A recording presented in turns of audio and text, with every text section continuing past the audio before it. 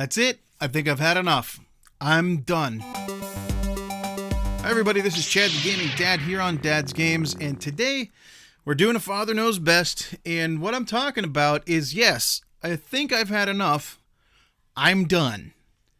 Absolutely done with collecting rare or vintage disc-based games because it's just too risky. I don't feel like doing the gamble anymore. You know, I've got over 1,600 games that I've collected, and that does not include anything digital. I've got a lot more digital games. Digital games, by the way, that don't fail.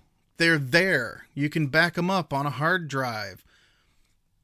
That's the kind of thing I'm talking about today. Of all the cartridges that I've bought, all these NES cartridges and Super Nintendo, Sega, everything, right? This right here, Simon's Quest of all games, this is the only one that I ever bought that I could not get to work. When you buy these things, a lot of times what you have to do is you have the screwdrivers and stuff, you open them up, and you have to clean everything really well. I've got techniques where I learned that you can use very, very, very fine sandpaper. I mean, it's hardly even sandpaper. It feels like paper. But to clean the contacts, if there's any kind of grime on there, and pretty much if you clean that stuff, as long as you don't buy something that looks like it was submerged in water and left there for months, you can almost get all of them working. I got 120 Atari games in my collection down here. Atari games, mind you, that are 30 years plus old, okay? These things are older than dirt, almost as old as me, and they all work. The Atari works. The Atari games work if you clean them, okay? And yes, they won't last forever. You know, that is a thing with anything electronic and stuff. Things won't last forever. That's true. But why is it that disc-based games, that we're getting to the point now where when CDs first came out, they were promised as like, holy crap, they're going to last forever. They're plastic. It'll never degrade. It's fine. It's fine. Now all we hear about is disc rot and the slightest of scratches. Maybe it's because the lasers that are in these units are getting old and not able to focus as well as they used to. And also maybe because the plastic and stuff that the discs are made out of. I really don't know. But for me, I just can't do it anymore. Over the last year, I've bought probably a handful of GameCube games that just flat out wouldn't work. We're talking like no matter how clean they were, no matter how good they looked, you put them in, it won't run. The GameCube, all it does is just keep saying, unable to read disc, please take it out and try again, that kind of thing. The new systems, PS4, Xbox One, stuff like that, those discs are brand new. They still work fine, so I'm okay with that. But the straw that broke my back anyway, man, it's just so disappointing. You go and you find things. Now, if you've been watching my channel, you know that I've recently completely fallen in love with Yakuza. So if you look on that shelf back there behind me, I got all the Yakuzas lined up. I got all kinds of Yakuza games. I didn't have Yakuza 1 or 2 for the PS2. Okay? So the Game Digger, who goes on my channel a lot of times too, he was out at the Midwest Retro Gaming. I think that's what it's called. It was in, where was it? Milwaukee or something like that, I think. So anyway, he was out there and he found this for me. Yakuza 1. Okay? Found it at a decent price too, $30. Okay, you open it up. Look, the box looks real nice. You open it up. The manual is damn near perfect. I mean, it's hardly even been opened. It looks brand new. You take the disc out and you look at it. I mean, obviously you can't see this on camera, but it's not scratched up. It's clean, right?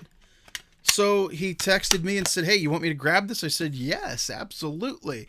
Because, you know, they're a little bit more than that usually. It's not a great deal. It's not like a steal, but it was a little cheaper than the going rate on eBay. So I thought, hey, why not? I get it home. Everything about this disc looks good. There's nothing wrong with it. He didn't pick me up something that was garbage or anything. He found a really clean, really good copy of it. And what do? I put it in my PS2. I actually have two different PS2s that I tried this on too, a fat one and a slim one. I put it in the PS2. It slowly loads. Then when it finally loads, I get the start screen. I hit new game. It goes into like the first opening cinematic after you start the game. And it makes it like 10 seconds in, freezes. Goes like 2 seconds more, freezes. 2 seconds more, freezes. That was after I took it to have it resurfaced, because when I first put it in, it just froze up the whole console. The PS2 wouldn't run it. It would get stuck. So I took it to a video store that resurfaces it, and now I can get to the beginning of the game where it freezes like crazy. I actually had to go into the options of this game. Now, mind you, this is a very story-driven game. Had to go into the options of this thing and enable skipping cutscenes just so that I could play the stupid thing. When it gets stuck in that opening cinematic, you have to skip it in order to get to the next part, and luckily that part loads. But my fear is that I play this game and I get through 2/3 of the story, and then all of a sudden I hit another spot on the disc that doesn't want to work. This is what I'm getting at. It's no longer easy to tell. You can't just look at a disc when you're out shopping and go, okay, that one will probably work. That one won't work. Now, if it's all scratched to hell, you know it ain't going to work, right? But what I'm saying is you could find something as clean as this copy that looks just as good as could be. I have PlayStation 2 games that are way worse and they run fine. I put this in there. It doesn't look like it has disc rot. I held it up to the light. I don't see any pinholes coming through or anything. It's just that if you look at the plastic in the right light, the top of the plastic isn't, it's got little pits in it and little grooves and stuff. If that's disc rot, a different kind that I'm not aware of, maybe that's what it is. I don't know. But man, is it frustrating, because those of you who really love playing games like me and not just collecting them, you know about emulators. It's like the dirty word you're not supposed to talk about, emulators, right? But there's a really good PS2 emulator out there. There's really good emulators for everything, pretty much, all the way through the GameCube. I don't think there's, I'm sure they're working on an Xbox emulator, the 360 and PS3, you know, it's just down the road. It's just down the line. These things will come out sooner or later. So I can't take the gamble anymore. I mean, this was only $30, so that's not a big deal. But there's other games out there that are 80, 90, 100 plus for games. I just can't do it anymore. As much as I like having all the physical stuff, I just can't put out the money for stuff and feel confident that I'm going to get what I pay for anymore. It's just not holding up. And that's a sad, sad thing. But luckily, in this day and age where we are right now, even just a modest computer, you don't have to have like some beast rig or anything, just a decent computer. Most of them have HDMI out, by the way. You can plug them right into your TV. As much as I hate to say it, you know, these games that are not available, you know, if they put Yakuza 1 and 2 on PSN, I'd be first in line to buy them. Put them on PSN, guys. You got all these other PS2 games on there. Put those on there. You're selling a bunch of them. Put them up there. If they put them up there, I'll gladly buy it. But until there's an actual feasible way for me to get a game that I want, that I can actually be confident that I'll be able to play through it without having it completely just not work, I can't do it anymore. You got to emulate it. That's the only answer. It's the only way to play these things. And I don't really see anything wrong with emulating things that you can't buy. You know, if you don't buy this copy of Yakuza and you emulate it, well, Sega hasn't lost a dime. The only people who have lost anything are the resellers, some of which are good and a lot of which are not good. So if you find games out in the wild and you want to take a chance on them, just be warned that especially GameCube games with those little tiny discs that are so special. You know, you breathe on those the wrong way, they won't work. The PS2 games are having trouble. I've had some Wii games that looked perfect that just wouldn't play or got stuck halfway through.